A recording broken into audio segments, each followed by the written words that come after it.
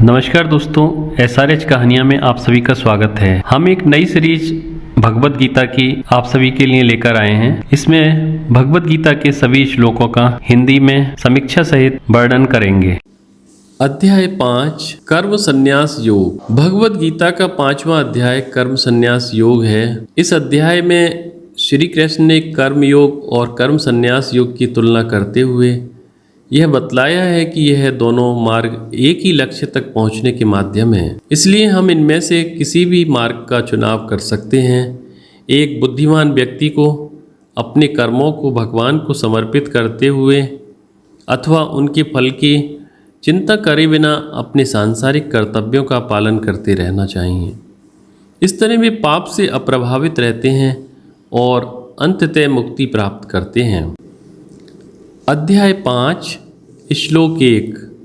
अर्जुन ने कहा, कृष्ण, आप कर्मों के संन्यास की और फिर योग कर्म के आचरण की प्रशंसा करते हैं। इन दोनों में एक जो निश्चय पूर्वक श्रेयस्कर है उसको मेरे लिए कहिए। अर्जुन के इस प्रश्न से स्पष्ट होता है कि अनजाने में ही वह अपनी नैराश्य अवस्था से बहुत कुछ मुक्त हुआ। भगवान के उपदेश को ध्यानपूर्वक श्रवण करके विचार भी करने लगा था। स्वभाव से क्रियाशील होने के कारण अर्जुन को कर्मयोग रुचिकर तथा स्वीकार्य था, परंतु अनेक स्थानों पर श्री कृष्ण द्वारा अन्य यज्ञों की अपेक्षा ज्ञान अथवा कर्म संन्यास को अधिक श्रेष्ठ प्रतिपादित करने से अर्जुन के मन में संदेह उत्पन्न हुआ और यही कारण था कि वह स्वयं के लिए किसी मार्ग का निश्चय नहीं कर सका। अतः इसका निश्चय कराना ही अर्जुन के प्रश्न का प्रयोजन है। और एक बात यह भी है कि मानसिक उन्माद का रोगी उस रोग के प्रभाव से कुछ मुक्त होने पर भी शीघ्र ही पूर्ण आत्मविश्वास नहीं जुटा पाता।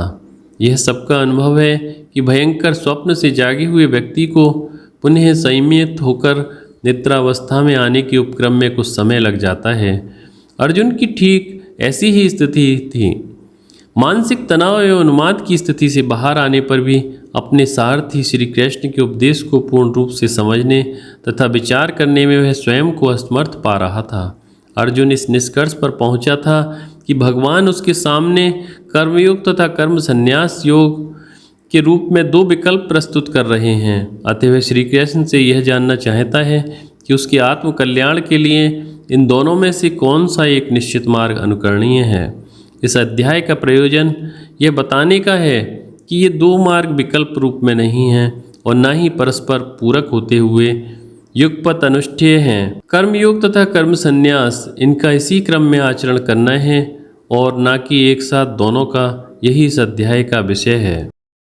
अध्याय 5 श्लोक 2। श्री भगवान ने कहा, कर्म संन्यास और कर्म योग ये दोनों ही परम कल्याणकारक हैं, परंतु उन दोनों में से कर्म संन्यास से कर्मयोग श्रेष्ठ है। अर्जुन के प्रश्न से श्री कृष्ण समझ गए कि तुच्छ अज्ञान की स्थिति में अर्जुन पड़ा हुआ है। वह कर्म संन्यास और कर्मयोग इन दो मार्गों को भिन्न भिन्न मानकर यह समझ रहा था कि वे साधक को दो भिन्न लक्ष्यों तक पहुंचाने के साधन थे। मनुष्य की स्वाभाविक प्रवृत्ति निष्क्रियता की ओर होती है।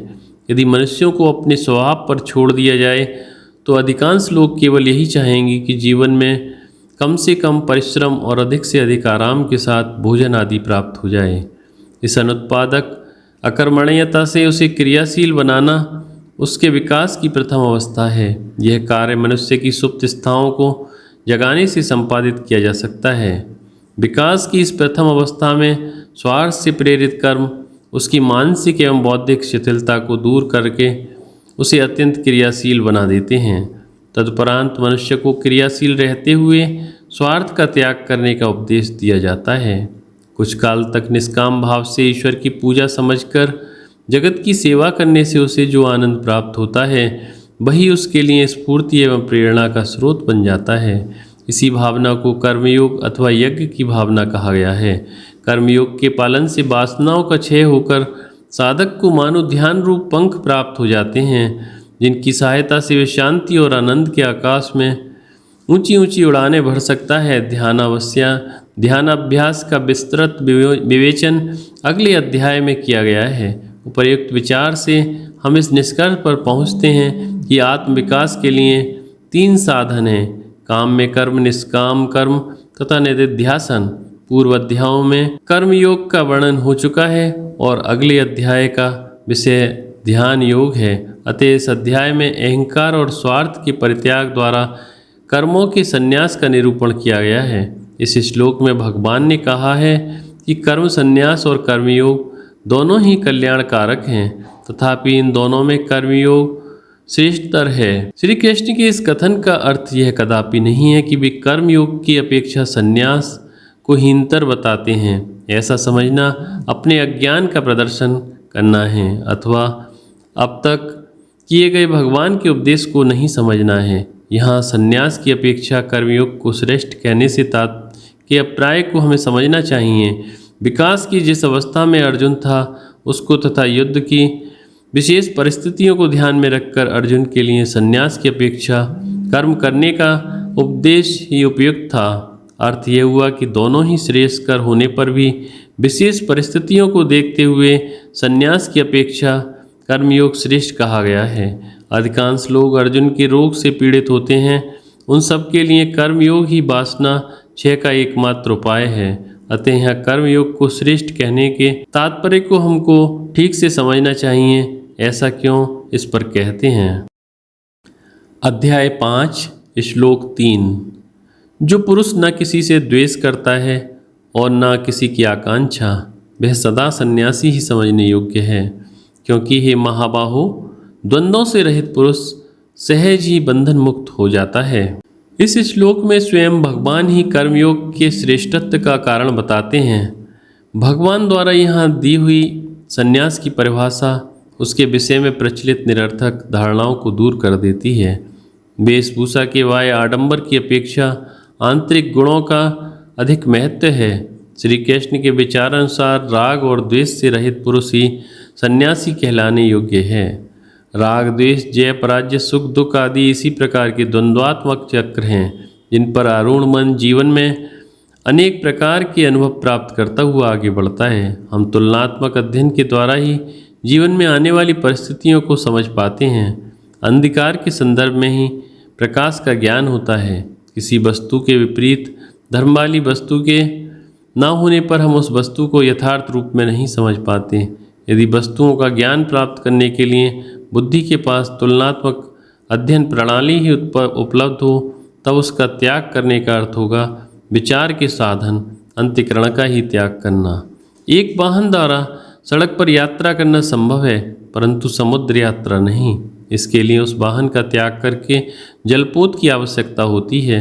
असंख्य नाम रूपों की सृष्टि में तो बुद्धि का उपयोग किया जा सकता है। यह कहा गया है कि समस्त प्रकार के भेद दर्शनों से मुक्त हुआ, अर्थात मन और बुद्धि के अतीत हुआ पुरुष ही सच्चा सन्यासी है। यह कोई सहज कार्य नहीं है। द्वंद्वों से रहित होने का अर्थ है मर्त्य जीव का सभी बंधनों से मुक्त हो जाना। सन्यासी की इस परिभाषा से यह नहीं समझे कि साधकों के लिए दुखपूर्ण निराशा के जीवन को चित्रित करने का भगवान का प्रयत्न है। अर्जुन के मन में दीर्घकाल से अर्जित वासनाओं का संचय था, अतः उसके आत्म विकास को ध्यान में रखकर भगवान उसे संन्यास जीवन को स्वीकार करने की शीघ्रता से परावृत करना चाहते हैं। अध्याय 5 श्लोक 4। बालक अर्थात बाल बुद्धि के लोग सांख्य अर्थात संन्यास और योग को परस्पर भिन्न समझते हैं। किसी एक में भी सम्यक प्रकार से स्थित हुआ पुरुष दोनों के फल को प्राप्त कर लेता है। किसी भी सामान्य कर्म को ईश्वर का पूजा में परिवर्तित करने के 2 उपाय हैं। एक है सभी कर्मों में कर्तृत्व के अभिमान का त्याग और दूसरा है फलासक्ति के कारण उत्पन्न होने वाली चिंताओं का त्याग, जिसे दूसरे शब्दों में कहेंगे भोक्तृत्व के अभिमान का त्याग। प्रथम उपाय को कहते हैं सांख्य तथा दूसरे को योग। सांख्य मार्ग का अनुसरण सबके लिए संभव नहीं होता है। अत्यंत मेधावी पुरुष ही संपूर्ण विश्व में हो रहे कर्मों का अवलोकन कर इस कर्तृत्व में के अभिमान को त्याग सकता है। जीवन में प्राप्त उपलब्धियों के लिए जगत में कितने ही व्यक्तियों एवं नियमों की अपेक्षा होती है। इसे समझकर ही हम अपने व्यक्तिगत योगदान की क्षुद्रता समझ सकते हैं और तभी हम अपने मिथ्या कर्तृत्व की धारणा को भी त्याग सकते हैं। केवल बालक अर्थात अपरिपक्व विचार के लोग ही सांख्य और योग में विरोध देखते हैं, जबकि बुद्धिमान पुरुष जो किसी एक मार्ग का अवलंबन दृढ़ता से करते हैं, दोनों मार्गों के समान प्रभाव को जानते हैं। यदि साधक के रूप में हम कर्तृत्व अभिमान अथवा फलाशक्ति को त्यागते हैं तो हमें एक ही लक्ष्य प्राप्त होता है। एक के ही सम्यक अनुष्ठान से दोनों के फल की प्राप्ति कैसे होगी? उत्तर में कहते हैं अध्याय 5 श्लोक 5। जो स्थान ज्ञानियों द्वारा प्राप्त किया जाता है उसी स्थान पर कर्मयोगी भी पहुँचते हैं।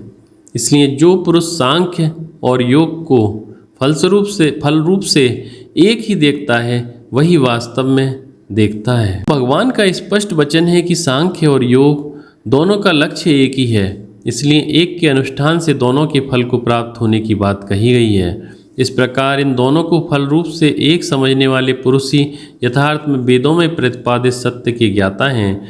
पश्यन्ति अर्थात देखते हैं, इस शब्द का प्रयोग इसके शास्त्रीय अर्थ में किया गया है, जिसके कारण नेत्र इंद्रिय के द्वारा किसी बाह्य वस्तु का दर्शन यहाँ विपरीत नहीं है। अद्वैत तत्व ज्ञान के सिद्धांतानुसार आत्मा के स्वयं दृष्टा होने से उसका दृश्य रूप में दर्शन कभी नहीं हो सकता। दृष्टा के द्वारा दृष्टा का ही यह अनुभव है। देखते हैं शब्द का प्रयोग मात्र यह दर्शाने के लिए है कि इस आत्म तत्व का अनुभव उतना ही स्पष्ट और संदेह रहित हो सकता है जितना कि बाह्य स्थूल पदार्थ का दर्शन। इस प्रकार इन दोनों के संश्लेषण करने का अर्थ यह नहीं है कि इनका मिश्रण किया गया हो। क्रम से योग तथा सांख्य का अनुष्ठान अपेक्षित है। इन दोनों को हम एक ही मान सकते हैं, क्योंकि कर्म योग से चित्त शुद्धि प्राप्त होकर सांख्य अर्थात ध्यान के द्वारा हम परम तत्व का साक्षात अनुभव कर सकते हैं। सभी साधकों को इस बात का ध्यान रखना चाहिए कि योग और सांख्य का अनुष्ठान क्रम से करना है, न कि युगपत। कर्मयोग का लक्ष्य संन्यास किस प्रकार है सुनो। अध्याय 5 श्लोक 6। परंतु हे महाबाहो, योग के बिना संन्यास प्राप्त होना कठिन है। योग युक्त मननशील पुरुष परमात्मा को शीघ्र ही प्राप्त होता है। आत्मज्ञान की साधना में कर्म के स्थान के विषय में प्राचीन ऋषिगण जिस निष्कर्ष पर पहुँचे थे, भगवान यहाँ उसका ही दृढ़ता से विशेष बल देकर प्रतिपादन कर रहे हैं। कर्म पालन के बिना वास्तविक कर्म संन्यास असंभव है। किसी वस्तु को प्राप्त किए बिना उसका त्याग कैसे संभव होगा? इच्छाओं के अतृप्त रहने से और महत्वाकांक्षाओं की धूलि में मिल जाने के कारण जो पुरुष सांसारिक जीवन का त्याग करता है उसका संन्यास वास्तविक नहीं कहा जा सकता। किसी धातु विशेष के बने पात्र पर मैल जम जाने पर उसे स्वच्छ एवं चमकीला बनाने के लिए एक विशेष रासायनिक घोल का प्रयोग किया जाता है। जंग अर्थात ऑक्साइड की जो एक परत उस पात्र पर जमी होती है वह उस घोल में मिल जाती है। कुछ समय पश्चात जब कपड़े से उसे स्वच्छ किया जाता है तो उस घोल के साथ साथ मैली परत भी दूर हो जाती है और फिर वहाँ स्वच्छ चमकीला और आकर्षक पात्र दिखाई देता है। मन के शुद्धिकरण की प्रक्रिया भी इसी प्रकार की है। कर्मयोग के पालन से जन्म जन्मांतरों में अर्जित वासनाओं का कलमश दूर हो जाता है और तब शुद्ध हुए मन द्वारा निधिध्यासन के अभ्यास से अकर्म आत्मा का अनुभव होता है और यही वास्तविक कर्म संन्यास है। ध्यान के लिए आवश्यक इस पूर्व तैयारी के बिना यदि हम कर्मों का संन्यास करें तो शारीरिक दृष्टि से तो हम क्रियाहीन हो जाएंगे, लेकिन मन की क्रियाशीलता बनी रहेगी। आंतरिक शुद्धि के लिए मन की बहिर्मुखता अनुकूल नहीं है। वास्तव में देखा जाए तो यह बहिर्मुखता ही वह कलमश है जो हमारी दैवी सौंदर्य एवं सामर्थ्य को आच्छादित किए रहता है। प्राचीन काल के हिंदू मनुष्यों की आध्यात्मिक उन्नति के क्षेत्र में यह सबसे बड़ी खोज है। जहाँ भगवान ने यह कहा कि कर्मयोग की भावना से कर्म किए बिना ध्यान की योग्यता अर्थात चित्त शुद्धि नहीं प्राप्त होती, वहीं वे यह आश्वासन भी देते हैं कि साधकगण उचित प्रयत्नों के द्वारा ध्यान के अनुकूल इस मन स्थिति को प्राप्त कर सकते हैं। योग युक्त जो पुरुष सदा निरहंकार और निस्वार्थ भाव से कर्म करने में रत होता है उसे मन की समता तथा एकाग्रता प्राप्त होती है। साधक को ध्यान अभ्यास की योग्यता प्राप्त करने होने पर कर्म का प्रयोजन सिद्ध हो जाता है। ऐसे योग्यता संपन्न मुनि को आत्मानुभूति शीघ्र ही होती है। हे परमात्मा का अनुभव कब होगा, विषय में कोई काल मर्यादा निश्चित नहीं की जा सकती। अचिरेण शब्द के प्रयोग से यही बात दर्शाई है। उपर्युक्त विवेचन से कर्म संन्यास की अपेक्षा कर्म के आचरण को श्रेष्ठ कहने का कारण स्पष्ट हो जाता है। जब साधक पुरुष सम्यक दर्शन के साधनभूत योग का आश्रय लेता है तब। अध्याय 5 श्लोक 7। जो पुरुष योग युक्त विशुद्ध अंतकरण वाला, शरीर को वश में किए हुए, जितेंद्रिय तथा भूत मात्र में स्थित आत्मा के साथ एकत्व अनुभव किए हुए हैं, वह कर्म करते हुए भी उनसे लिप्त नहीं होता। पूर्व श्लोक में संक्षेप में वर्णन है कि कर्मयोग पालन करने पर चित्त शुद्धि प्राप्त होकर साधक ध्यान अभ्यास की सहायता से ब्रह्म को प्राप्त कर लेता है। वर्तमान की परिच्छिन्नता एवं बंधनों को तोड़कर अनंत स्वरूप की प्राप्ति के प्रयत्न में जो आंतरिक परिवर्तन साधक में होता है, उसका युक्त विस्तृत विवेचन इस श्लोक में किया गया है। कर्मयोग से युक्त पुरुष अंतःकरण की शुद्धि प्राप्त करता है, जिसका अर्थ है अधिक से अधिक मन की आंतरिक शांति। मन का कम से कम क्षुब्ध होना उसकी शुद्धि का द्योतक है। इसे ही दूसरे शब्दों में कहते हैं वासनाओं का क्षीण होना। विक्षेप के कारण रूप वासनाओं का क्षय होने पर स्वाभाविक रूप से यह पुरुष संतुलित बन जाता है। ऐसे शुद्ध अंतकरण संपन्न कर्मयोगी के लिए इंद्रियों पर संयम रखना बच्चों का खेल बन जाता है।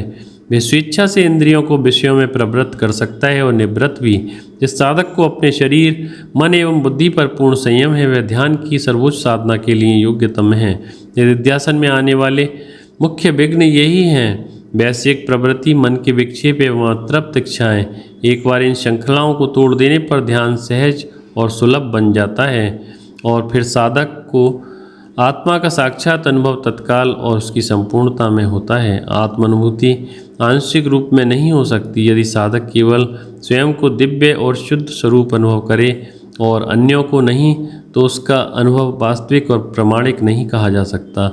सम्यक दर्शन को प्राप्त हुए पुरुष के लिए तो शुद्ध आत्मा सर्वत्र एवं समस्त कालों में व्याप्त है।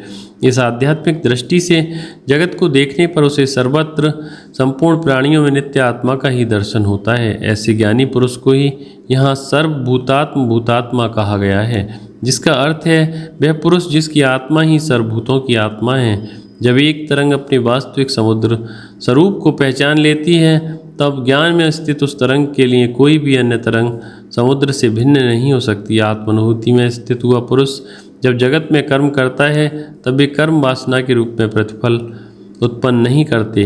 कर्म फलों का बंधन केवल अहंकार को ही हो सकता है और ज्ञानी पुरुष में उसी का अभाव होने के कारण कर्म उसे किस प्रकार लिप्त कर सकते हैं। प्रवाहित जल पर लिखने के समान ही ज्ञानी पुरुष के कर्म उसके चित्त पर वासनाएं नहीं उत्पन्न करते।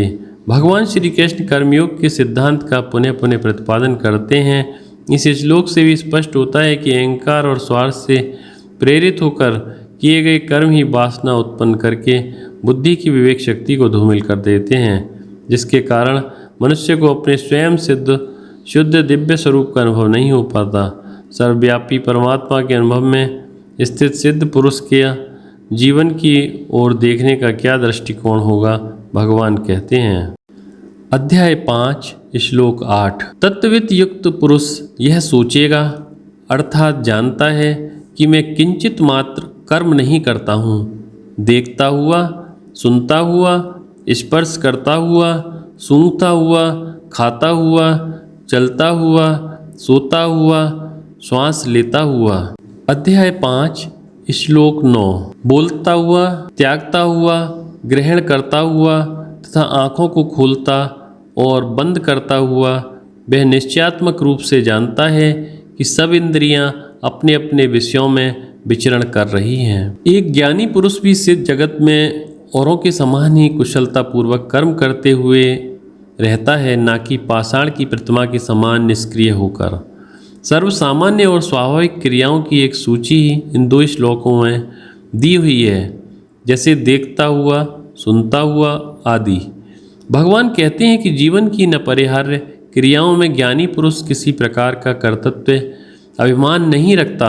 निद्रावस्था में अहंकार के अभाव में हमें अपनी श्वसन क्रिया का कोई भान नहीं रहता। इसी प्रकार अहंकार के नष्ट होने पर उपर्युक्त सभी क्रियाएं अपने स्वाभाविक रूप से होती रहती हैं, परंतु ज्ञानी पुरुष को सदा यह भान रहता है कि मैं किंचित मात्र कर्म नहीं करता हूँ। इसका अर्थ यह नहीं हुआ कि सिद्ध पुरुष उपचार रहित नींद में चलने वाला रोगी बन जाता है।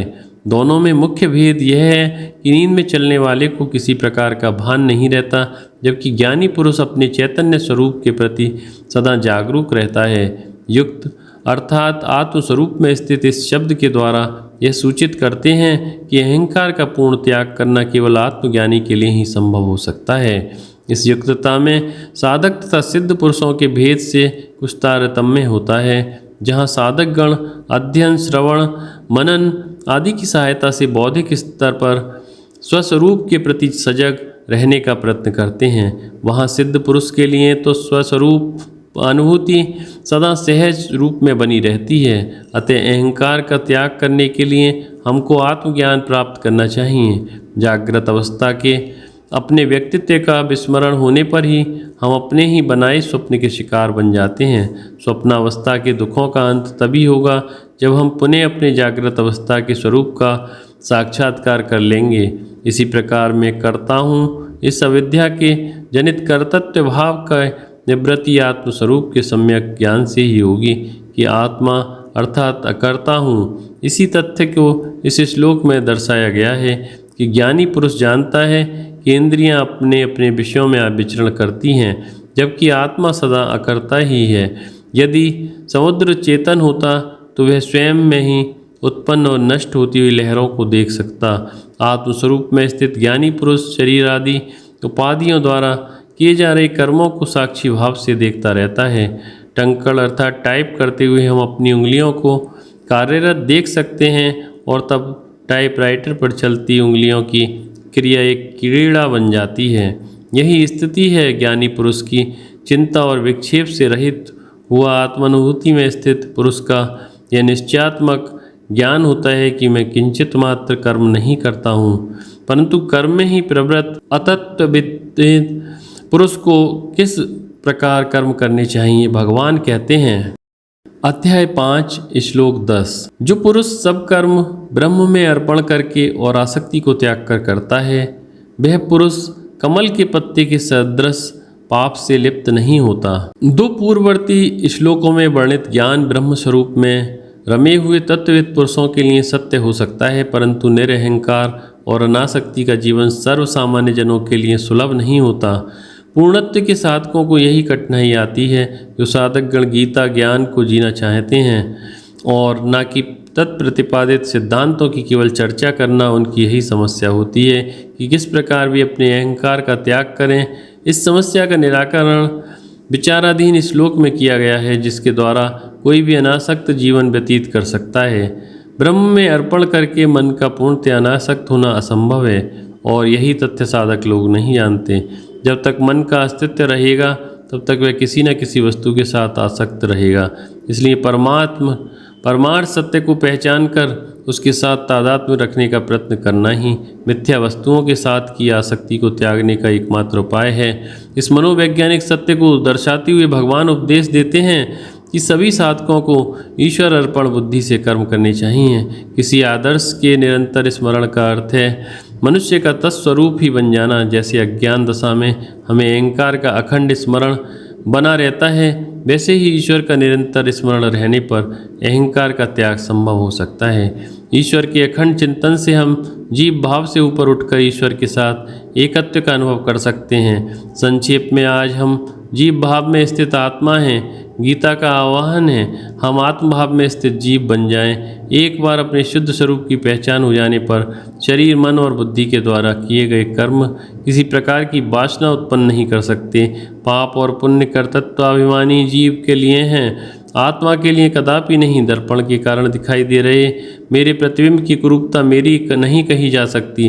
प्रतिबिंब का विकृत होना दर्पण की सतह के उत्तल या अवतल होने पर निर्भर करता है। इसी प्रकार पाप और पुण्य का बंधन जीव को ही स्वकर्मानुसार होता है। आत्म साक्षात्कार के पश्चात ज्ञानी पुरुष देहादि उपाधियों के साथ विषयों के मध्य उसी प्रकार रहता है जैसे कमल का पत्ता जल में। यद्यपि कमल की उत्पत्ति, पोषण, स्थिति और नाश भी जल में ही होता है, तथापि कमल पत्र जल से सदा अस्पर्शित हो रहता है, जल उसे गीला नहीं कर पाता, उसी प्रकार ही एक ज्ञानी संत पुरुष अन्य मनुष्यों के समान जगत में निवास करता हुआ समस्त व्यवहार करता हुआ भी फिर भी पाप पुण्य राग द्वेष सुंदरता कुरूपता आदि से कभी लिप्त नहीं होता। सामान्य कर्म को कर्मयोग में परिवर्तित करने के दो उपाय हैं, कर्तव्य का त्याग और फल आसक्ति का त्याग।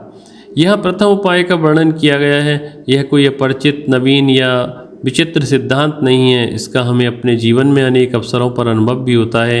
एक चिकित्सक आसक्ति के कारण अपनी पत्नी की शल्य चिकित्सा करने में स्वयं को असमर्थ पाता है, परंतु वही चिकित्सक उसी दिन उसी शल्य क्रिया को किसी अन्य रोगी पर कुशलतापूर्वक कर सकता है, क्योंकि उस रोगी के साथ उसकी कोई आसक्ति नहीं होती। यदि मनुष्य स्वयं को ईश्वर का प्रतिनिधि अथवा सेवक समझकर कार्य करे तो वह स्वयं में ही उस प्रचंड सामर्थ्य एवं कार्य कुशलता को पाएगा जिन्हें वर्तमान में कर्तृत्वाभिमान के कारण व्यर्थ में खोए दे रहा है। इसलिए